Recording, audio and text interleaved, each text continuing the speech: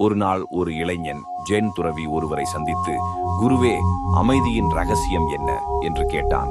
அந்த துறவி இளைஞனை ஒரு ஓடையின் அருகே அழைத்துச் சென்று, தம்பி, நிறைய வளைவு நெளிவுடன் இருக்கும் இந்த ஓடையில் தண்ணீர் எப்படி எந்த சிரமமும் எதிர்ப்பும் இன்றி செல்கிறது பார் என்றார்.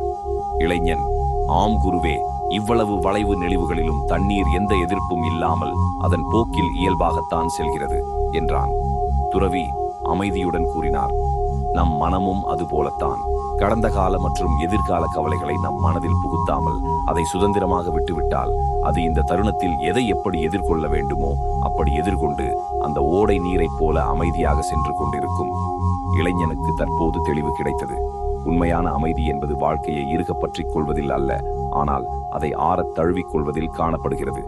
நீரோடை கடந்து வந்ததையும் கடக்கப் போவதையும் நினைத்து கவலை இல்லாமல் ஒவ்வொரு தடைகளையும் வளைவுகளையும் தழுவிச் செல்கிறது. நம் மன அமைதிக்கான ரகசியமும் இதுதான் நண்பர்களே.